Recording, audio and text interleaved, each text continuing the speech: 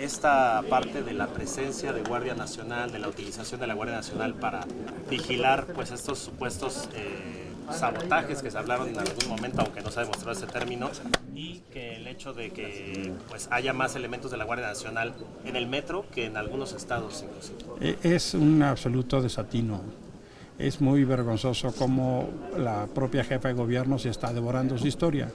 Avanzar en la presencia de efectivos militares, porque esos son los que están ahora en la Guardia Nacional en el metro, es un desatino.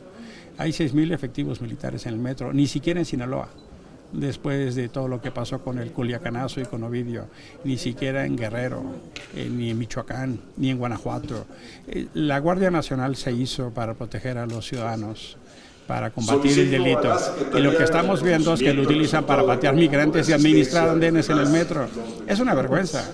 En realidad el sabotaje empieza cuando han decidido a no ejercer el recurso. Hay un muy importante subejercicio de recursos.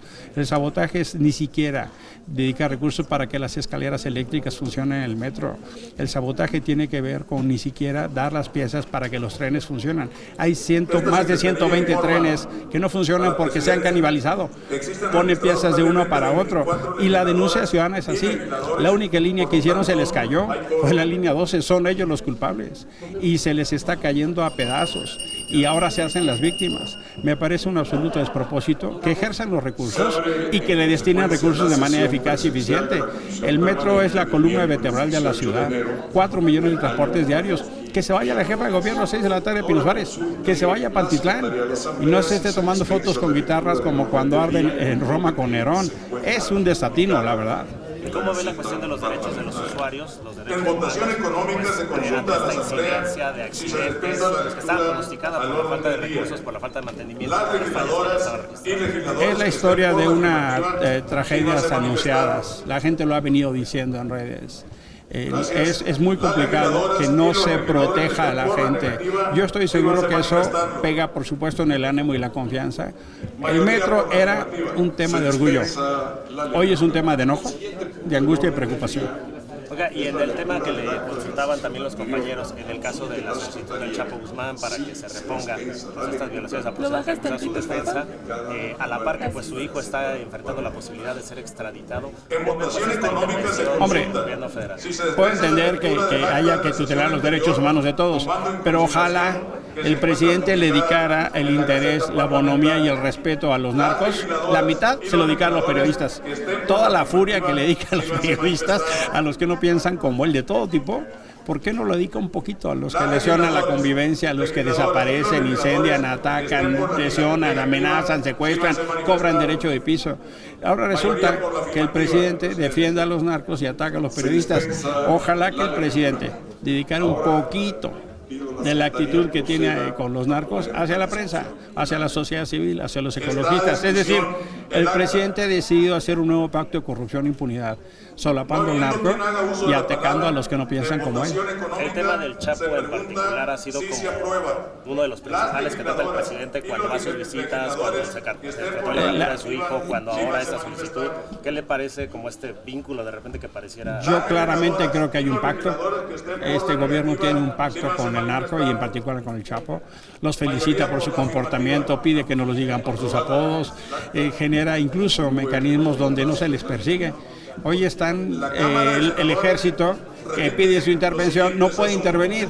La verdad de las cosas es que hoy el narco, las redes de macrocriminalidad están viviendo un tiempo dorado, porque no tienen persecución, y al contrario, tienen protección.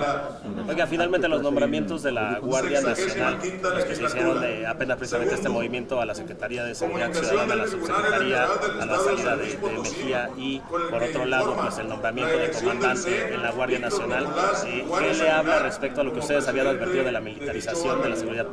Pues es que están usando la seguridad como un instrumento político.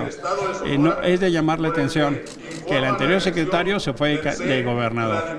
Hoy el subsecretario se va de candidato. Si quedara alguna duda del uso político de la seguridad, ahí lo tienen. Están utilizando esto como una plataforma política y en realidad el problema cada vez es mayor.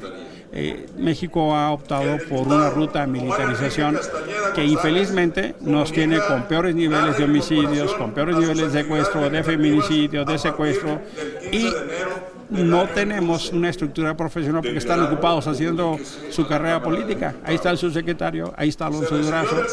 Es muy preocupante. La verdad es que esta lógica de utilizar las instituciones de seguridad como plataforma política del gobierno me parece grave.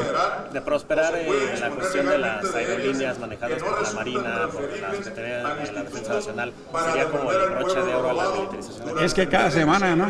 Cada semana el presidente nos da nuevos informes de cómo promueve a las Fuerzas Armadas. Cuando este gobierno inició, nos preguntamos cuándo van a regresar a sus cuarteles. Ahora la pregunta es quién les va a quitar el presupuesto que les ha dado el presidente. Hay un nuevo pacto cívico-militar y no cabe duda que López Obrador está gobernando con los militares de la mano, en dinero y en acuerdos políticos.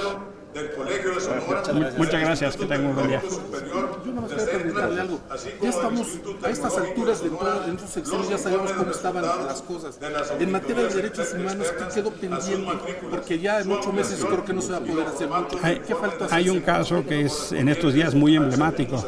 Es la desaparición de Ricardo Lagunes y del profesor Antonio Díaz. Ellos son 2 defensores que desaparecieron en Aquila, Michoacán.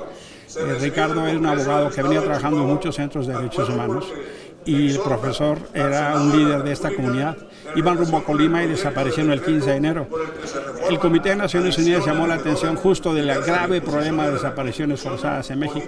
Cuando el comité estuvo en noviembre del año pasado, del antepasado, había 95,000 desaparecidos en México. Hoy hay ya casi 110,000. El gobierno mexicano no está entendiendo la dimensión de la drama. En el caso de Ricardo y el profesor Antonio, hay ya toda una exigencia por su aparición.